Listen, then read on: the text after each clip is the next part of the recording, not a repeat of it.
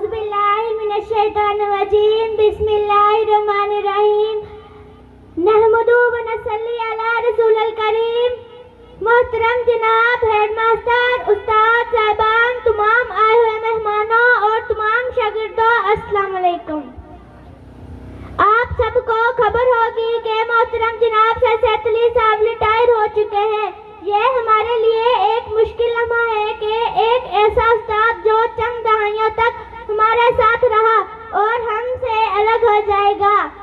Sir सैदअली साहब ने हर लम्हे हमारी रहनुमाई की है और हमेशा हमें इल्म से नवाजा है।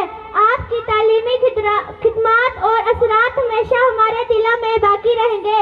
आपके मुस्तकबिल के लिए हम खैर मकदम कहते हैं और दुआ करते हैं कि आपकी जिंदगी का हर लम्हा खूबसूरत हो। माशाअल्लाह माशाअल्लाह। ही हुई गुलाम फातिमा चौथे क्लास जी शागिर्दियाणी जै खूबसूरत लफ्ज़न सां उस्ताद जे शान में चंद अल्फाज पेश